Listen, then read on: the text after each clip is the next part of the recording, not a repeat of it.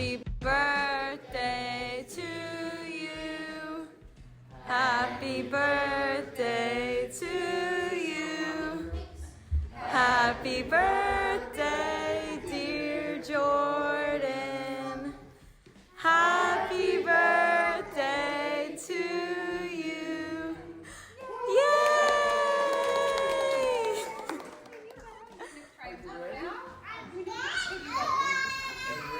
1, 2, 3. Yay! Jordan beat Jim or Bubba?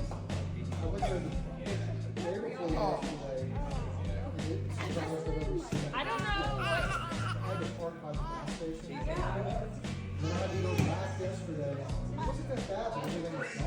The boys are ready to go to tackle football practice. Are you having fun?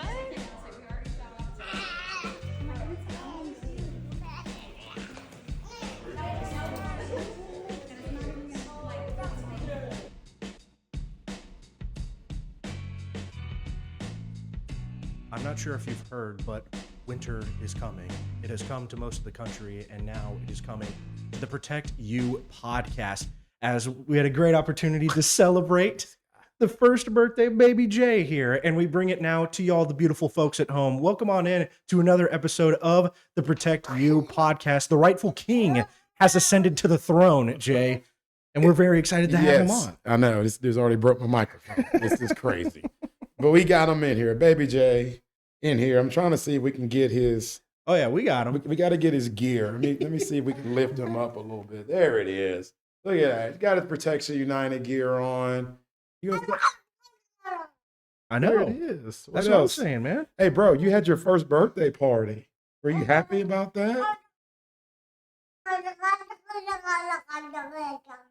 My thoughts exactly.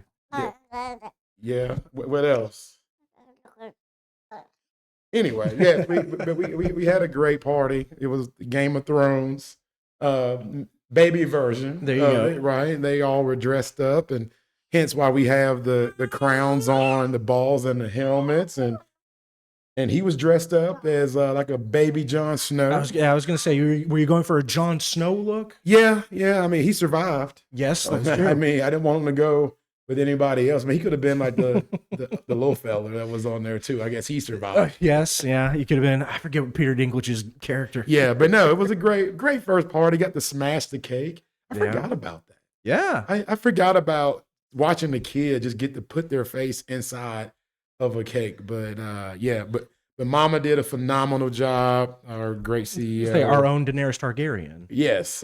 So our CEO Ashley Cherry came on and made sure that baby Jay had a great party, and it was lots of fun. It had baby swords, so we had a Game of Thrones theme music playing.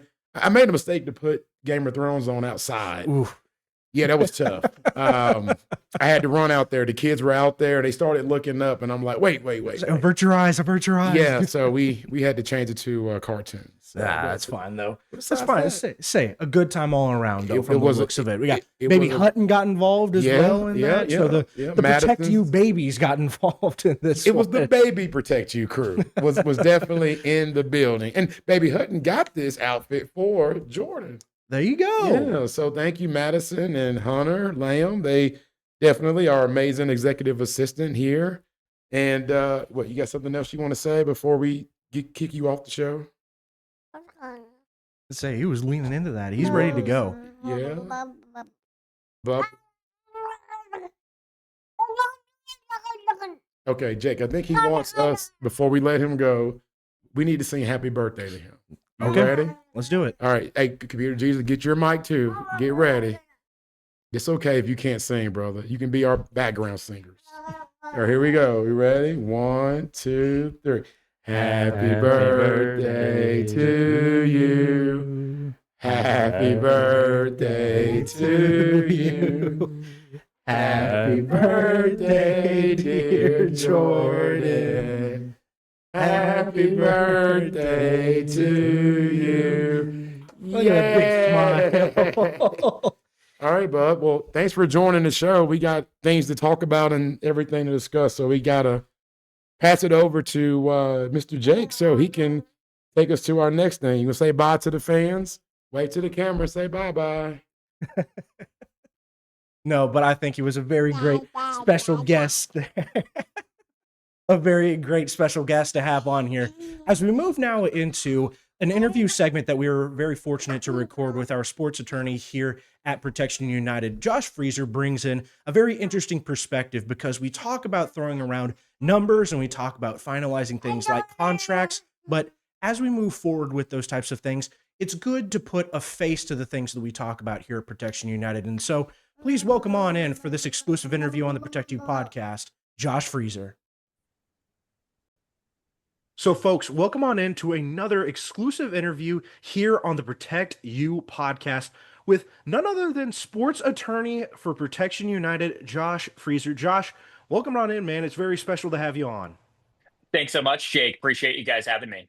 Absolutely, because some people may think that getting into the legal world here in the sports avenue is very atypical, thinking, why the heck would we need lawyers? Would we need attorneys when we're talking about high school and college representation? But when you look at the evolving world of agencies, Josh, how important is it for an agency like Protection United here to have some type of legal representation and some sort of backbone that they can rely on in these legal scenarios? It's absolutely critical, and here's why, from my perspective. And I always say, grain of salt, easy to say from the lawyer's chair, but there's a really big distinction between professional sports and college and high school sports. At the professional level, I'll give the example of the NFL. The NFL players are represented by the NFLPA. The NFLPA and the NFL clubs collectively bargain what's called a collective bargaining agreement every so often, every handful of years. They'll set a term limit for that collective bargaining agreement. Within that collective bargaining agreement, they negotiate something called a standard player contract. So when NFL players are negotiating with clubs, they're not negotiating the language in the agreement. The only thing that they're negotiating is the dollars and cents. Otherwise, everything stays the same. So there may be some things in there about guarantees and other stuff like that. But generally speaking, the parties are not going back and forth. So the agent is not saying to the NFL club, hey, we don't like that termination clause. Hey, we don't like that intellectual property clause. Hey, we don't like this buyout, right? That's not happening. But then in the college world, we don't have a players association or union that represents the players. So each of the contracts are individually negotiated. There is no standard form agreement that we have. And of course, with no collective bargaining agreement, no union, we don't have standards in place that protect the athletes. So there are some serious pitfalls out there. And if we look at every school across the country, the agreements that they're giving to athletes are all different. Some are fair, some are not, most are not, right? But each individual athlete can negotiate a different deal. As opposed to at the professional level where every player gets the same contract. Obviously, the dollars and cents are different, the term is different, but the actual contract language stays the same. In college, we can look at, I'll give you an example, the University of Southern California, right? Every player at the University of Southern California can, in theory, have a different agreement. So it's really important to have some legal counsel to make sure that what you're getting is fair. So we're talking about things like termination clauses, intellectual property clauses, what happens if you leave or transfer. All of those things really end up mattering, particularly when we're talking about the contractual relationship between student athlete and school. Of course, that's very different from the professional level where, again, it's collectively bargained, it's standardized. Here, it's not standard. Yeah, Josh. And, speaking of the differences, you and I have been working together since last year, man. I, remember finding you, right, on social media and, started reading little things on you. And in turn, I'll never forget when we first started working together and you instantly found like huge things within the contract. I believe it was in the termination of the NIL agreement. And 98% of it, I believe everybody, with in their right mind would agree to it, right? Obviously stealing anything, obviously doing any bad things off campus, not performing at your best performance, being detrimental to the locker room, et cetera, et cetera. However, we found small things in there of if a coach just arbitrarily wants to take you off the field. I remember when you highlighted that to me, I believe for me, I was like, this was the best decision we could have made at Protection United was finding Josh Freezer and having him be our sports attorney. Talk a little bit about that, Josh, of what you're saying, as well as some of the other things if you don't mind sharing that you've seen that you've actually helped protect a lot of other athletes. Yeah, that's a great question. And again, I'll go back to my prior point. When we're talking about a collectively bargained standard representation agreement, it's kind of more 50-50, right? You've got the Players Association advocating for the players. You've got the management side advocating for the clubs, right? But at the college level, schools are asking for everything they want, right? We're talking about 100% towards the school. And we're trying to balance it out a little bit. But like you mentioned, Jay, they are asking for everything. They want to kick you off the team and not pay you. A lot of times they can do that. They want to terminate the contract. You decide you're leaving and want to transfer. You owe everything back to the school. They can do that in some circumstances. So you've got to be really cognizant of what is the school saying you will have to do if either you terminate the contract, you get hurt, you've got some issue academically, what ends up happening there? And Jay, you brought up a great example. That's one of the things that every school likes to have in their agreement by and large is the coach wants to kick you off the team. That's it. They're not paying you. Right. And that's obviously is a huge problem where we look at athletes committing to an institution oftentimes just for a 1 year period. They're planning on playing the next football season, next basketball season. If the coach decides, hey, man, you're not cutting it, that's going to save us X number of dollars, right? We don't want that to happen because you only have 4 years of eligibility, maybe 5, right? Like this is a big important thing. You don't want to lose out on a whole year of compensation for a coach arbitrarily deciding we don't want you anymore. Yeah, exactly, Josh. And then as we try to transition a little bit more into what's going on in the world, right? I mean, dude, how about this Clemson Ole Miss situation? And I want to kind of give my thoughts a little bit. And for the fans that might not know what's going on, you got Dabo Swinney, head coach of Clemson, upset because, new Pete Golding, right, the new head coach at Ole Miss, essentially asked the kid, hey, what's your buyout? Right now, from a moral standpoint, I see where Dabo's coming from of like, man, this is, tampering to a whole nother level.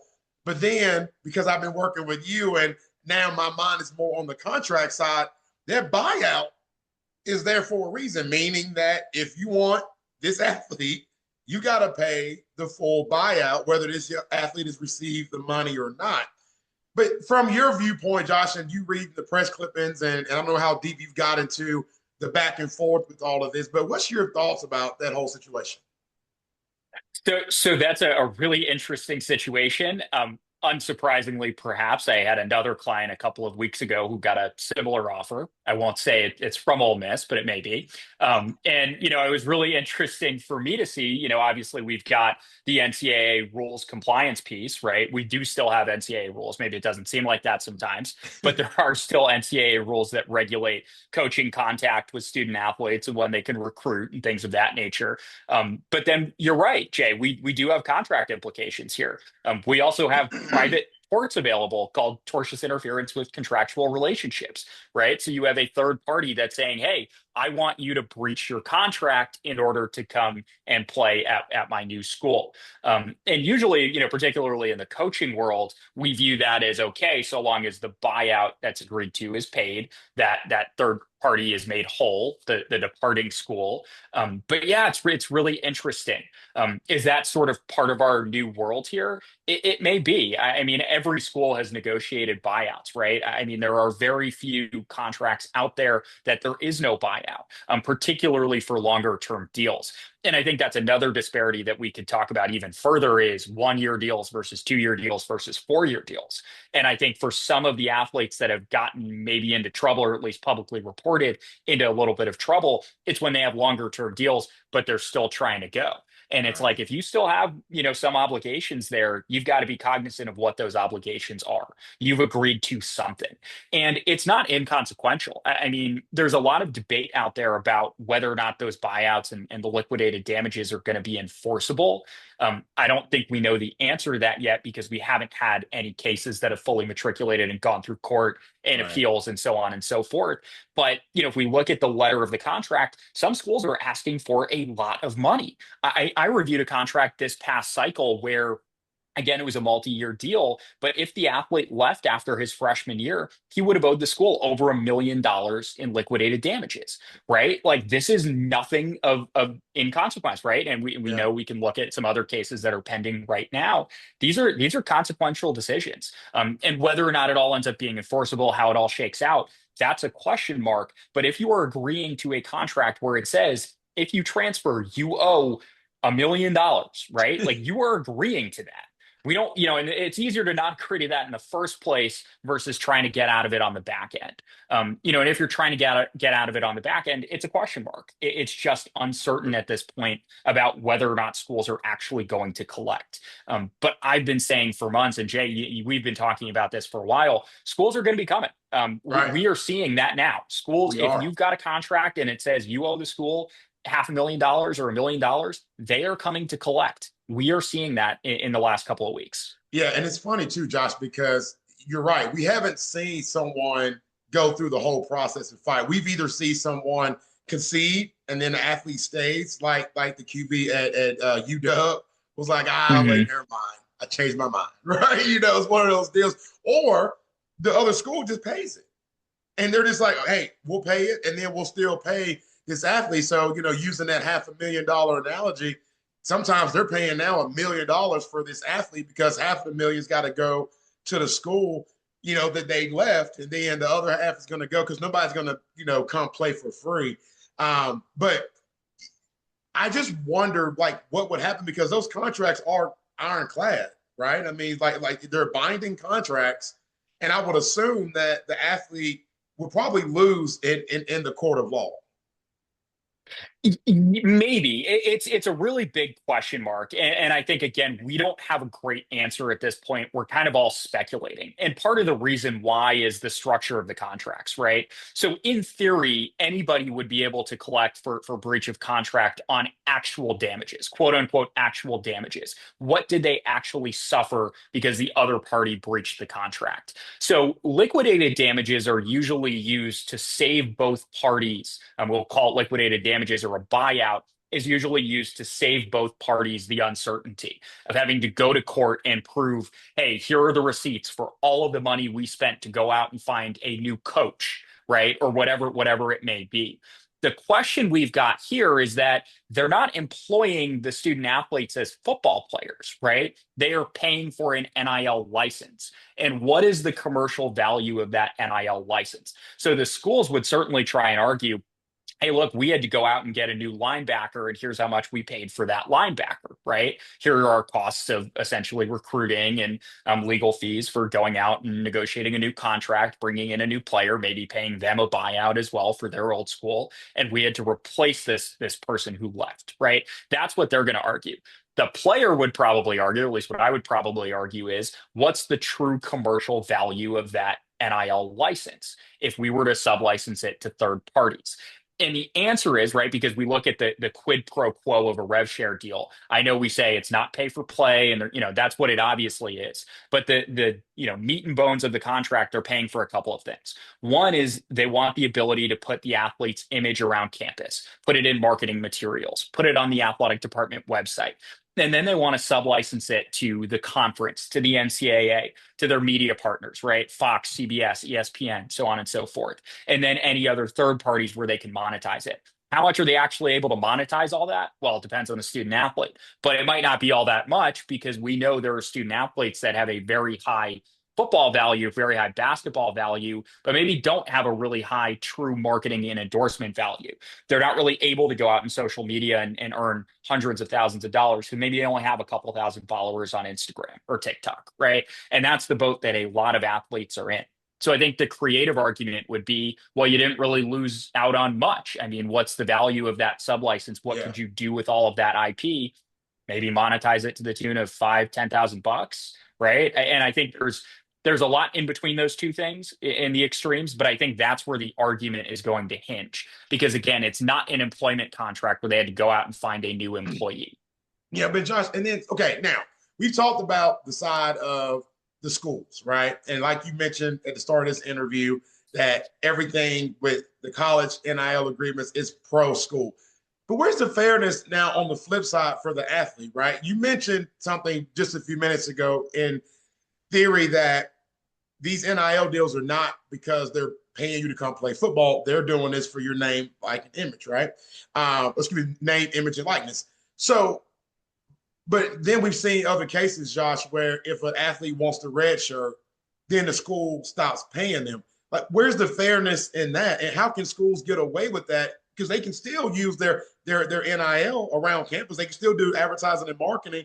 Why is that okay? And how are these schools getting away with that? That's a really great question. I mean, certainly you would look to the individual contract terms. And again, these are not standardized, right? It is not the same across the board. So some schools may have clauses in there where other schools may not. And there may be a clause in there that says, if you redshirt, if you voluntarily withdraw yourself from competition or from the team, you're not getting paid anymore. But it doesn't necessarily terminate the agreement entirely.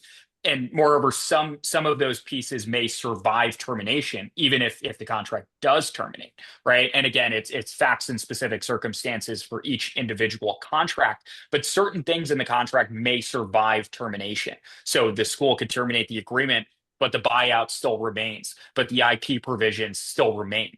The license piece still remains through a certain period of time.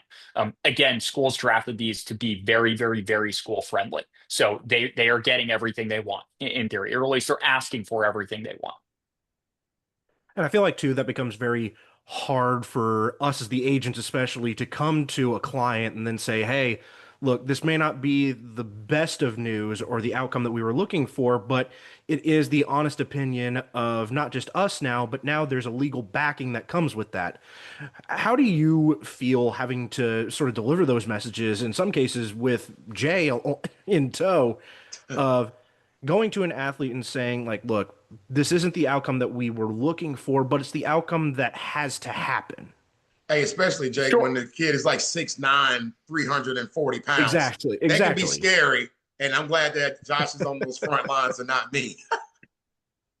Yeah, absolutely. A good question. I say that always easy to say, but it's easier to do it up front, right? To make sure we know what we're agreeing to before we sign the contract. Mhm. That's not always the case, right? There are players that Jay represents, players that I represent, where we will get the contract on the back end, and it's like, hey, I agreed to this a year ago, and it's like, oh man, this is not good. We would not advise somebody to agree to this. We would try and negotiate this stuff out. But I think when we're talking about legal risk, right, we have to understand what the risks are from all angles, and it might not be good news, but it's still better than the bad news that could come if we do continue on the path we're going to continue on, right? So it's like, hey, we've got this huge buyout looming. I know you want to transfer, but if you transfer, this is the risk of what's going to come as a consequence of that.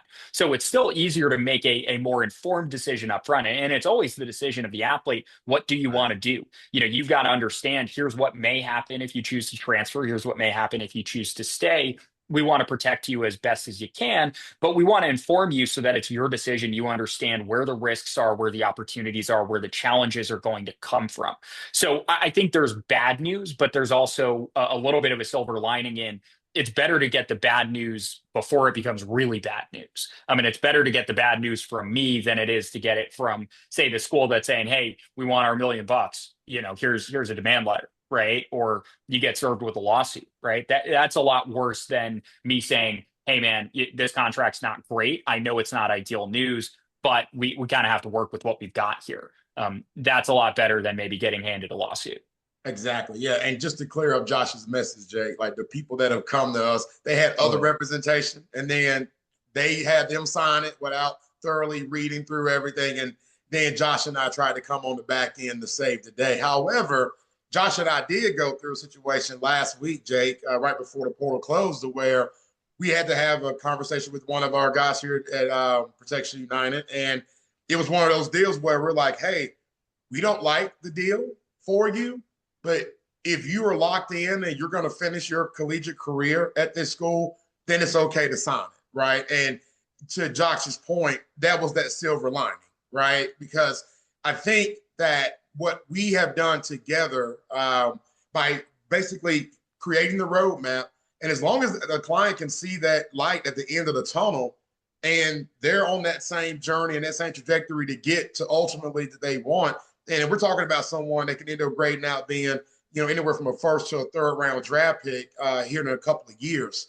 But those type of things, right? Not always the best of news. However, to Josh's point, it's their decision. And then we're going to be here to support it. And we're going to be doing the same thing next year. My last question for you, Josh, before I pass it back to Jake, is that I wanted to get your thoughts and your opinion on the reverse of these contracts, because typically when you got to pay something back, it means that you've received a good bit of the money, and then you got to pay X back. But with these contracts, right, it's like we had to kind of reverse our thought and our mind process. It's like the least amount of what you received, you got to end up paying more back, to the tune of where some of them hadn't even seen $1 of this money, and we're seeing 100% payback. But then on the back end, you only got to pay 10%. Is that just because they're using the name like an image process in that regard? Yeah, I mean, truth be told, there's a different process that every school is doing to calculate those liquidated damages. And there are times that you're left kind of scratching your head, right? Where it's that example I gave before about a kid owing over $1 million back to the particular school. A lot of the ways that they calculate it, there are schools that will say, if you leave, you owe 100% of what is remaining to be paid on the contract. This is not uncommon at all. So if you get a 1-year deal, you play there for the full season, then you want to transfer in January, you got one payment left. Okay, what's left on the contract might not be that much. But if you transfer when you first sign the contract, or it's a multi-year contract, that number can get very high very quick and can at times far exceed the number that you've been paid so far. Of course, we always advocate to not allow that. But we've got to think about the power imbalance here, right? Schools still have a lot more power than the student athletes do. Right. And not for nothing, schools really try and play the calendar too, right? We know we've got those NCAA recruiting windows. We know we've got those transfer portal windows. Schools know they've got a lot of leverage, and they try and exploit that. No question about it. I think every contract that I've negotiated, I've still been left saying, you know what, I wish we could have gotten more, right? And we'll feel better than the starting point for sure, but it's still, we've got a long way to go there. And it does certainly happen where you have contracts and you look at it and you say, wow, that buyout seems completely disproportionate from what they've been paid so far. And again, that goes back to the enforceability issue. Would they be able to enforce that? I don't know, right? It's a question mark, but it certainly is a challenge when you're in a situation where you've got that huge sum looming, but you haven't even been paid anything. It wouldn't even be possible for the athlete to pay that back because they've never been paid that much money to begin with. So yeah, it absolutely becomes challenging. Again, the easiest thing to do is worry about that before you sign the contract, know what you're agreeing to. Exactly. And that term sheet, I mean, we've seen it, like it looks great when some of these schools are offering the 18 months or the 24 months. And a lot of people get caught up in just that dollar figure. And whereas for me, I go back to watching The Last Dance with Scottie Pippen and everybody telling Scottie, hey, don't sign this 10-year deal with the Bulls. And then you remember he was disgruntled because he's like, man, I'm a top 50 player and blah, blah, blah. And the Bulls got the benefit because their cap was freed up where they can go get other people. That's what I love that you bring to the table, Josh, here at Protection United with our guys, is that you help them understand, like, hey, sometimes less is more, right? All money is not good money.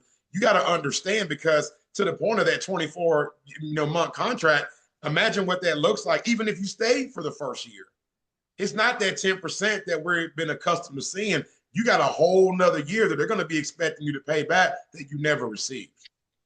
Yeah, no question about it. And I think a lot of folks, a lot of agents out there are very caught up in that number, right? We're getting 400 from this school, but this other school is offering 450. That's a better deal.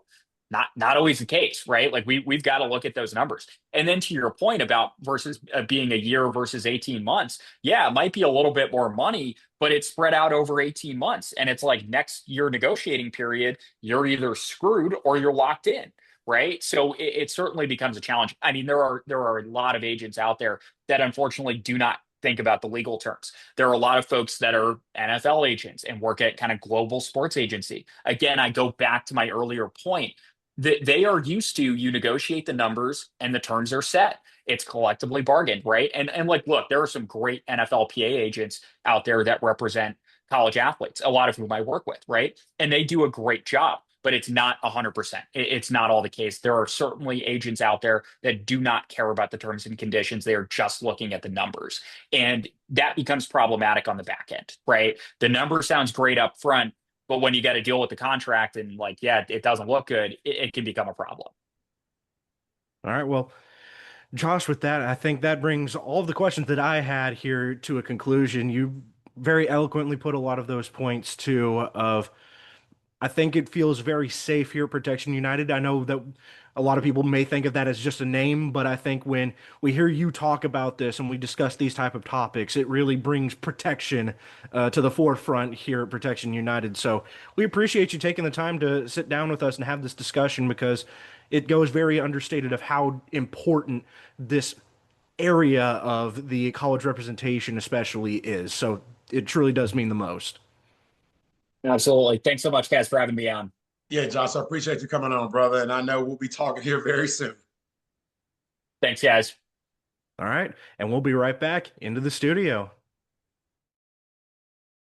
I think, Jay, a very insightful conversation, a very necessary conversation. I know legal speak and legal jargon can be very draining for a lot of people, but when we're talking about very substantial contracts here and we're talking about a lot of commitment that has to come with signing those contracts, it's important to have somebody in your corner there to support you, to sort of walk you through all of that type of a conversation. Yeah, and really more importantly than the support is actually the protection part of it, right? You know, like we talked about, you know, on here, on that interview with Josh, is the importance of having somebody, because anybody, you know, can read that first sheet, right? I'm not going to sit here and blow smoke and say that, you know, we're the only ones that can read that first page to take a dollar amount of a contract and divide it by 12 months or 18 months, right? And make sure that the money adds up.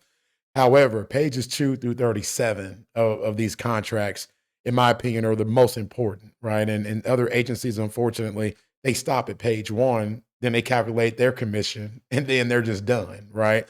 But we like to go next level here at Protection United, which is why, you know, we cover those costs of the attorney. We don't push that back on our clients.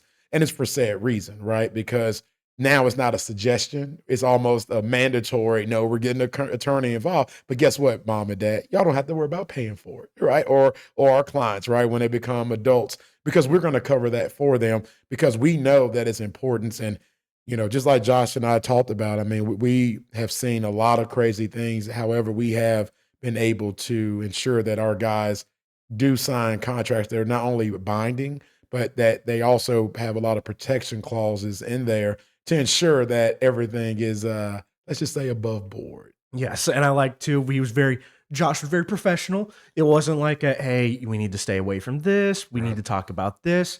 It was, we launched that interview. He was good to go. Yeah. That man knew what he was talking about. Oh, yeah. And that has to be very confident. No, very, you know, and I look forward to having him come on more. You know, the plan is to get him on at least, you know, once, you know, a quarter, if not more, just to kind of continue to bring upside because, or insight, excuse me, because we know that upcoming events that are happening, right? I mean, we're just following the calendar, right? And we know that outside endorsement deals now are going to start coming into play, and would love to get his feedback on what, you know, he's seeing from that side of the world as well.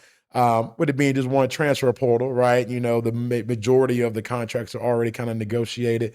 However, you and I know, Jake, come Q3, Q4, that's when those 2027 contracts, right, for that class is going to start rolling out for those young men that are going to be on campus January of 2028, right? So, and then we see the crazy stories. You know, I love that he allowed us to jump in with the Dabo Swinney situation with Clemson and Ole Miss kind of bickering at each other, with Ole Miss complaining about LSU doing it to them, and it's kind of following the whole contract world. Absolutely. And Jay, I like that you mentioned that the 2027 class and the transfer portal and this perfect storm that we talked about last week of just how it can leave a lot of guys feeling like they're not really getting the love that they deserve. Yeah. Look. And we get it. We get it. There's been a lot of chaos going on this current cycle. A lot of teams and a lot of coaches, general managers having to adjust to the solo transfer portal window. But rest assured, 2027 class and classes down the road, your love is yet to come. And we'd like to take a little bit of time here at Protection United to celebrate the tremendous achievement and the proverbial flood that has opened up here inside of the Protect You crew as a massive wave of offers has finally come through for the well-awaited members of the Protect You crew. Exactly. And before you jump into that too, Jake, you know, we also see that a lot of people, you know, from social media posts and things of that nature, for whatever reason, and Computer Jesus, if you could just kind of come in just on me here, because I want to make this point. There's a lot of people that are struggling getting offers, right? You know, you're seeing it on just social media posts, you know, people saying that high school recruiting is dead and that everyone is struggling to get offers, right? And, you know, here at Protection United, let's just say that our guys are not having those issues and those problems. I'm a big believer in two things here, right? When opportunity comes knocking at the door, you need to be opening that door up with a cup of coffee and kolaches, right? Ready to roll, ready to present and put yourself on. And then the other thing too is you don't need to be seen until you're ready to be shown, right? And what we are doing here by preparing, you know, our athletes, you know, the young men as well as the young women that we represent here, we're ensuring that they're ready to be put out there, that they're ready to be recruited, that they know how to communicate with the college coaches, that they are in line from social media, their presence on social media, from their profiles to everything that they're doing, you know, camping in not to just be camping, going to all the right things and ensuring that every time that they're ready to roll and that coach is in their face, that they have what they need in order to impress and leave with the offers. And that's what we've been doing here at Protection United.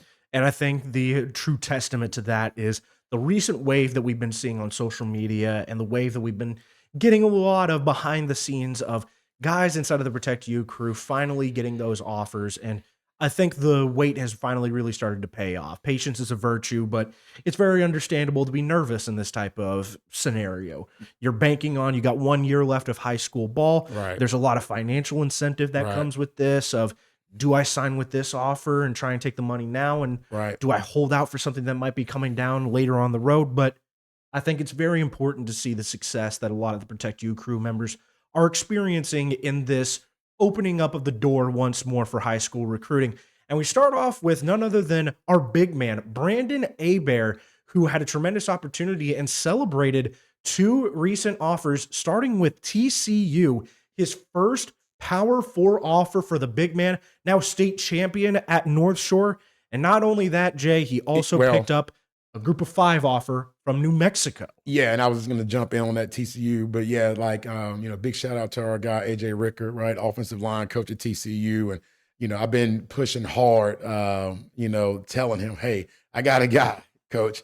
I brought you Dylan Kenny, but I got another guy. And I'm so glad that he came to Houston, met with the Abair family. I mean, obviously, Mr. and Mrs. Abair, great parents. And I know that AJ, that was one of the first things that he recognized, you know, when he walked in and met with them. But, you know, big time Brandon, making big time plays, got him another state championship ring. And then now he's got his first P4 offer. And then following up with New Mexico, right? You know, our guy, Bo Davison, the GM at New Mexico. Also, we pushed hard there. And, you know, at the end of the day, the main thing is the main thing. It's Brandon and his talents, but I love the fact that he's finally getting what he deserves. And now it's just the beginning. It is about to be a snowball effect. And this will not be the last time that we talk about Brandon here on the Protect You crew. Yes, not the last time we're going to be talking about him. Not the last time we're going to be talking about the Vimmel family either. Oh, no. Which, breaking news that we came up with this morning, Josiah Vimmel has been rated a 4-star. Joshua. Oh, that's right. Josiah. Oh, you're right. Josiah Vimmel has been rated a 4-star talent. So Kansas State is going to be getting a 4-star guy coming in for their 2026 recruiting class. And then Josiah and Joshua now moves over, and Joshua picked up some offers himself, starting off with a massive offer from none other than Florida State. Big time offer from him. Very excited to be doing that tomahawk chop potentially here in the future for him. His daddy's mad right now. His dad is a big Hurricane fan. I guarantee you when Florida State offered, I feel like Joe was just sitting there, frown on his face. and then he forced a smile out. Yeah, He's happy for his baby boy. Congrats. Or his middle boy. But I think he still was a little bit like, man, Florida State wants you. That means Miami should want you. Miami too. probably wants him too. But yeah. there are also some other schools that were very interested in Joshua, particularly one here in the Houston area, and that is the University of Houston. And the Cougars extended their offer out to him as well, on top of you got to show love once more to New Mexico for their offer to Joshua. New Mexico building a little bit of a home here at Protection United. Yeah, exactly. Hey, Bo Davidson loves these Texas boys, and I don't blame him, right? And he understands and gets it, and they're throwing their hat out there. Some of them that think they know, they're getting these P4 offers, but I think he's also looking at it like, hey, let's still see, right? There's nothing wrong with letting them know that we love them and care about them, and man, West football, we play some real football out here too. So, hey, I just love the fact that our guy Joshua, man, is getting what is just due. 6'3" frame, sitting on an island, lockdown city. That's a guy that people are going to want, that coaches are going to want at the next level. Every school in the nation is going to want this. Absolutely. And we're starting to see that snowball effect really start to hit some of our other guys. And recent Protect You crew addition, Jalen Kilo, where he was able to pick up a pretty big offer over the weekend as well, as Arkansas came knocking, not only for an in-house visit, but also to extend his 5th Division I offer. Pig, suey. I just wanted to do that. Absolutely. Hey, we may be taking a visit out there to Fayetteville here should things go right for the Razorbacks. But I love it. But Jalen also got extended an offer from UTSA, none other than the Roadrunners, very promising program they've been building out of the American Conference. And then UNLV, a name that we've dropped here a couple of times on the Protect You podcast, also extended a Division I offer. Yeah, man. Look, this young man, he had a Texas Tech offer. Right before we started working with them, last night I was on the phone with the family and was joking, letting the mom, reminding her like, hey, I came to you week 2 against that Klein Collins team at Yates Stadium in the parking lot, tailgate. And I was like, we want to sign your son up. And they took a little time. They needed to kind of break away a little bit from other representation, but hey, they're here now. We're honored to be, representing him. But me coaching him in 7-on-7 a couple of years ago, and he was just kind of on the come up, incoming sophomore.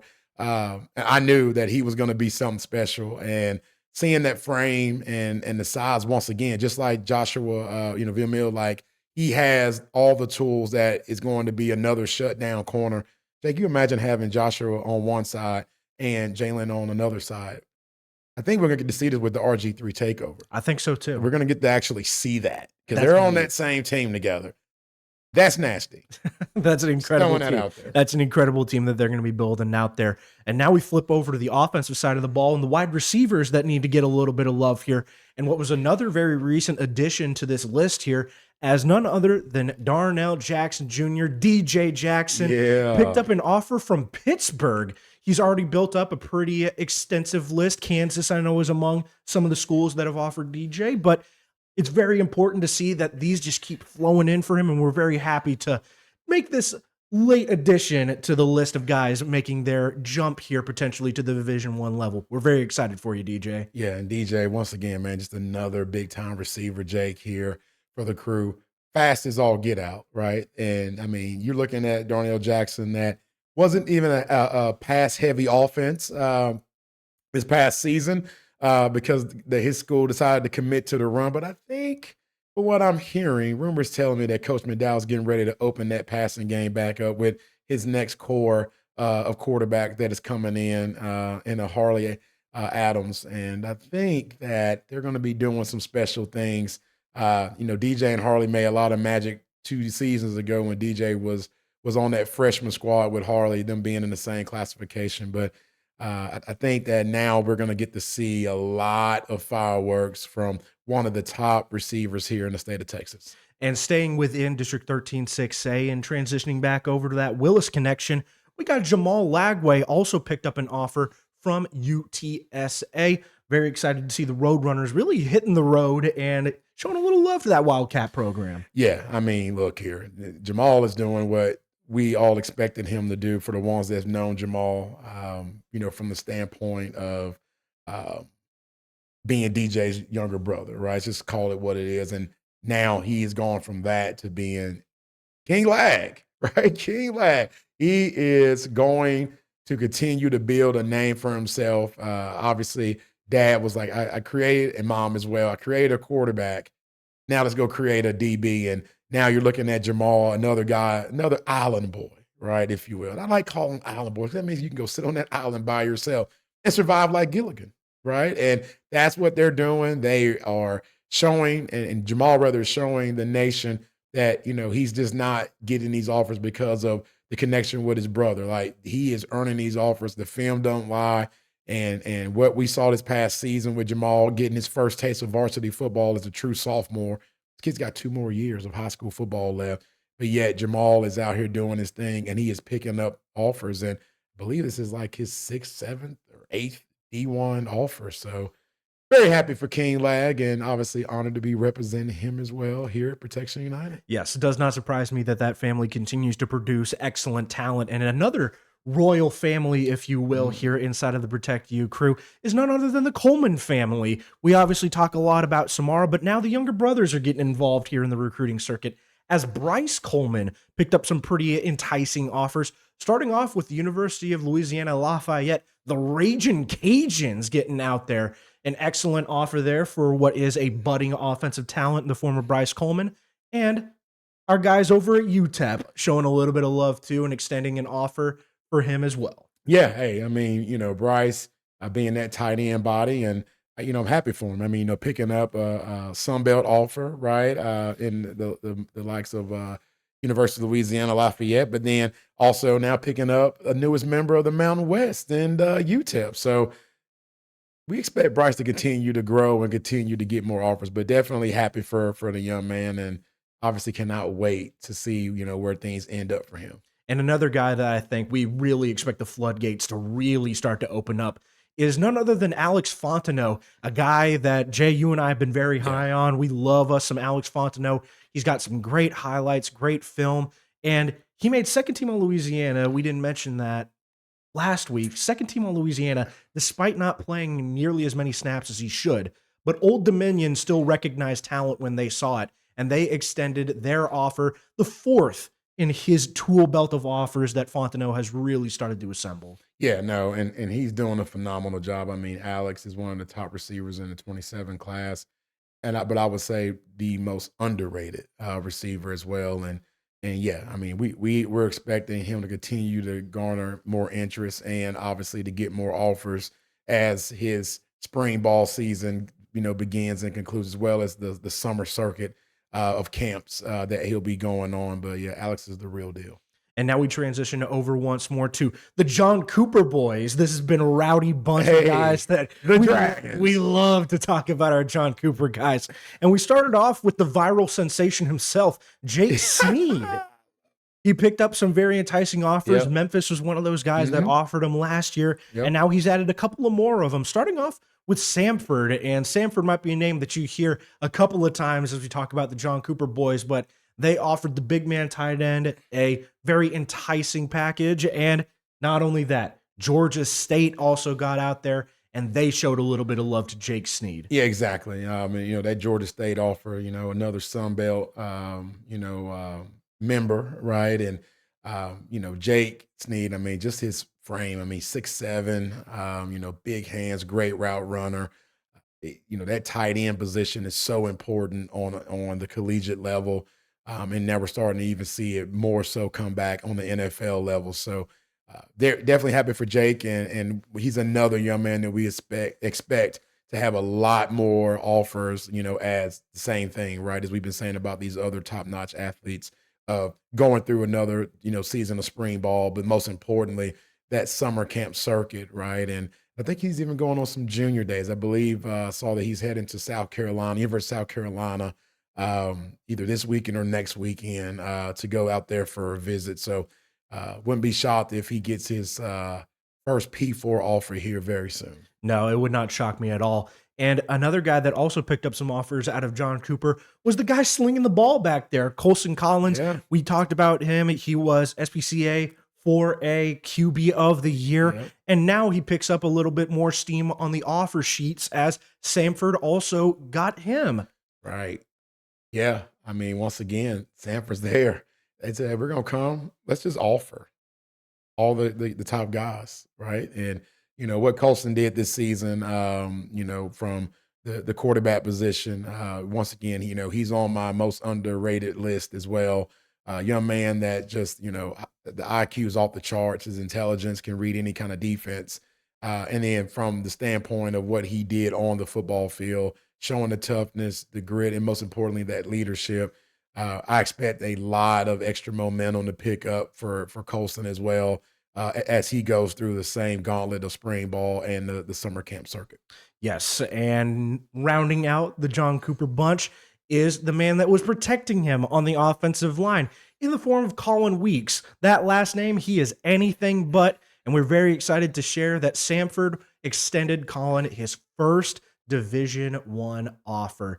Huge milestone for him. We're very excited to celebrate that with him because it's going to be the first of many, Jay. Yeah, exactly. And look, once he continues to transform his body from being a baseball body to being a 100% football body, just look out. I mean, he's already 6'7". He's already massive, right? Now it's just about continuing to build and to grow. But him playing that left tackle position, and we all know that's a key position, right? In the game of football. Colin is going to dominate, when he gets to camps. He's already technically sound, already understands the game of the football, understands hand placement as well as footwork placement. Now, once we put that strength behind all that and bring it all together, I'm telling you, it's going to amaze a lot of colleges that are going to be wanting to offer this young man. And now we got to round out the 2027 guys with showing some love to the special teamers, showing some love to the kickers, and showing love to Rocco DeVita, a guy that has been in our back pocket this whole time, very supportive. He's bought into a lot of what we're not only saying here at Protection United, but what we're doing here. He was a part of that 2026 recruiting class. He was a part of that video that some of y'all may have seen that went viral there on social media. And so we're very excited to share that Rocco picked up two incredible offers, starting off with Northwestern Oklahoma State. They were very gracious in the way that they extended this offer, and Rocco was likewise very excited to share this not only on socials, but to share it with the rest of us here at Protection United. And then over the weekend as well, he picked up an offer from Monmouth. So two great opportunities here. We know that the kicking game is very cutthroat when it comes to who gets offers and who doesn't. So it's very reassuring to see that Rocco is still picking up some steam here. Exactly. And what I like about Rocco too is the fact that, being a kicker, you're really in a very unique situation because you just got to hit your field goals. It doesn't matter if you're playing D1, D2, NAIA, D3, like just go hit your field goals because you still have a chance to get to the NFL. You still are able to use that big boot. And Rocco's been kicking the football perfectly since he was 8 years old. I personally seen it, watching him grow up in the little league football, right? Leagues. And then he also did it select, right? When he came over to Texas Pines Elite and played for us on the select level. But Rocco is a guy that is going to help a lot of teams put a lot of points on the board, whether it's through the extra point game or the field goal game. And then he also has accuracy with the kickoff game. And from what we've been seeing in the NFL with the new changes, let's just say that Rocco can always hit that landing spot. No doubt on that. Now we close out on the 2026 and the 2027 class, and we move over to the 2028 guys, where we got some pretty deep talent coming out of that 2028 class. A couple of names that are not only very well known here in Protect You circles, but well known nationally. Yeah. And we start off with, it's a storm watch, Jay. The winter storm came blowing through, but now you got to look out for the thunder that's coming when J Storm Knight hits the scene, as he picked up two incredible offers, starting with North Carolina. Bill Belichick and that Tar Heel squad sent an offer J Storm's way. We're very excited to see what that might potentially spell for him. And a move out to that North Carolina area is beautiful out there. It's beautiful out there. But you also get out on the open plains of Oklahoma as well as OSU in that tremendous transfer class they were able to build looking to build a little bit of a traditional recruiting class as well. Yeah. Hey, look, Storm has already picked up pretty much all the SEC schools, all the Big 12 schools. And now he's starting to get the ACC. The storm is just spreading, just like how this storm spread it all over the United States this past weekend. That's what's happening with J Storm Knight. The name is just spreading all over the nation. Every school in the nation, you should want the number one offensive lineman in the class of 2028.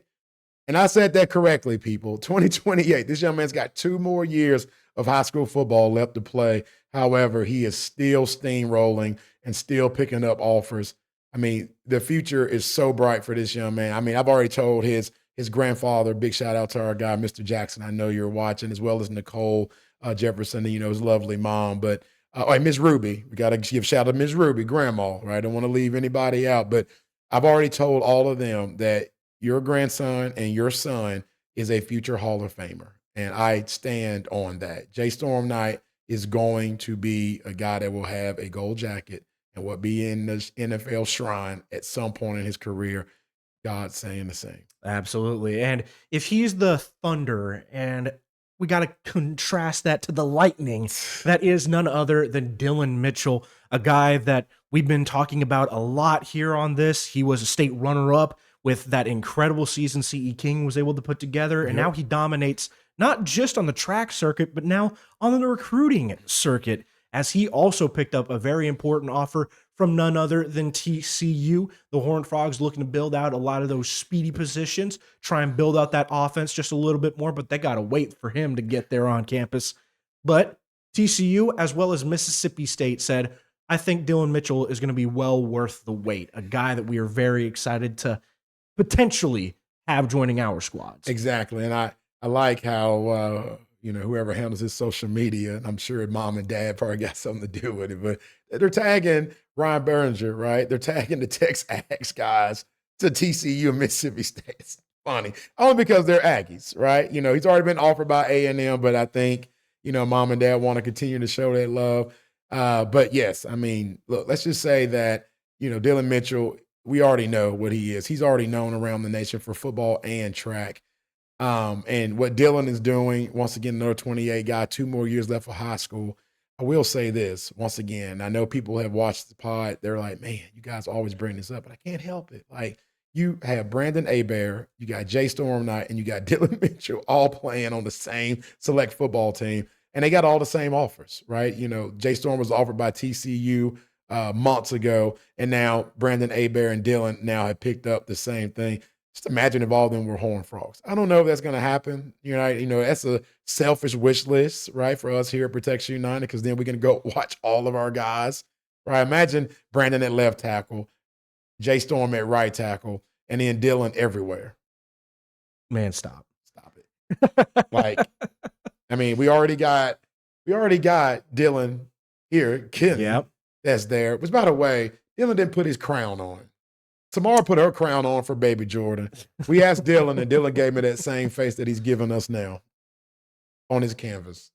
He said, hell no. He said, I'm here for business. I'm here to stand on business. I'm standing on business. That's it. Hey. The best we like. But thank you, Samara, though. Samara's got her camera, got her crown on for baby But Jack. that would be an excellent passing of the torch there to potentially build up what would be a really strong recruiting class and a really strong program there at TCU. And we mentioned too as well that Dylan has been dominating on the track circuits, as he will be entering his name and traveling starting February 1st to New York City to take part in the 118th Millrose Games. This is a national competition for what is considered to be professional track and field. Pros will be there, big brands will be there, but then they got to show love to the high schoolers that'll also be out there. Dylan has been doing excellently, and he will get a chance to perform at the Nike Track and Field Center in New York City starting February 1st. They're going to knock out all of those events, but it's going to be one hell of a performance to watch. Exactly. And he's getting to run with Team Nike too. He's just not like out there with no sponsorship, or I would say no logo repping them. I don't know how that works in track and field. I know it's a little bit different there.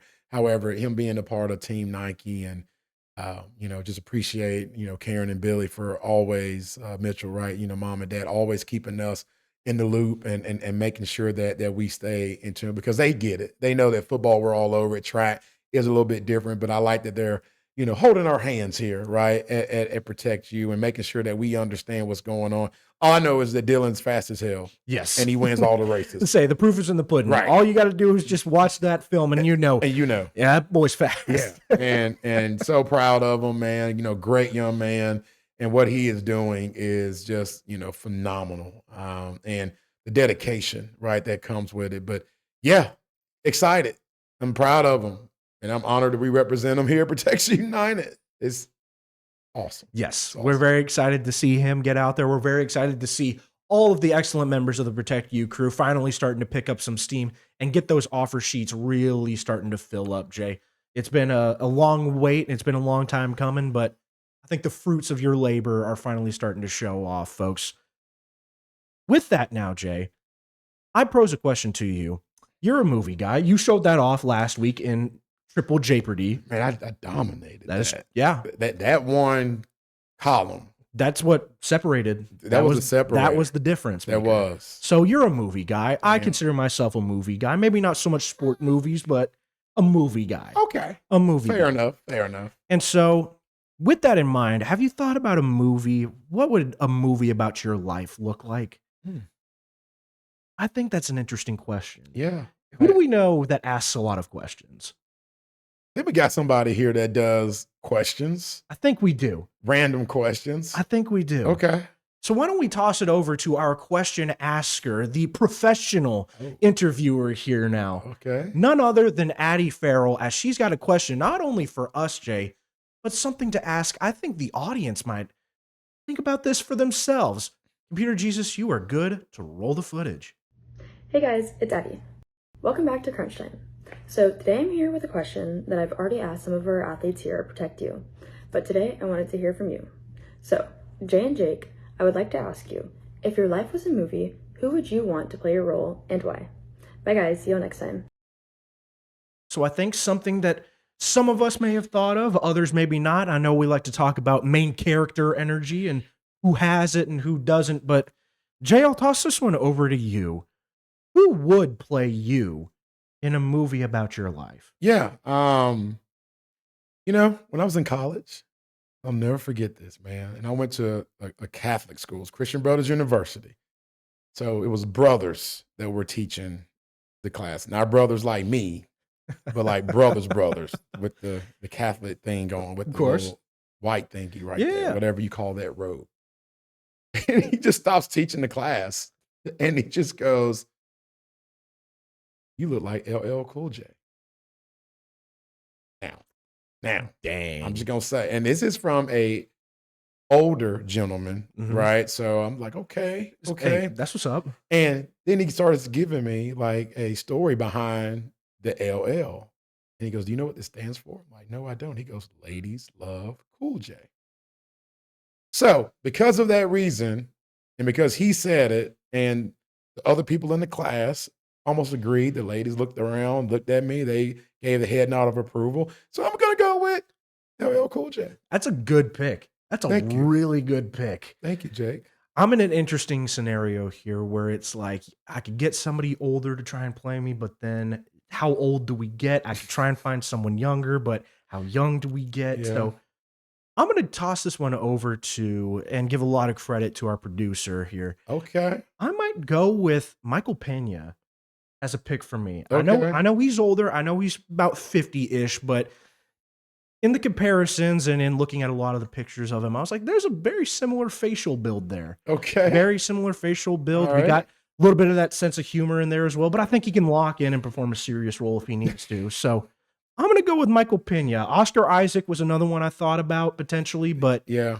we're going to keep it with Michael Pena. Okay. I was thinking more of a more broader Vinny Chase. Okay. Yeah, I was kind of thinking of that. I know he's more like a skinny rail, but Vinny Chase from Entourage. Yeah. I kind of thought about that a little bit, for you.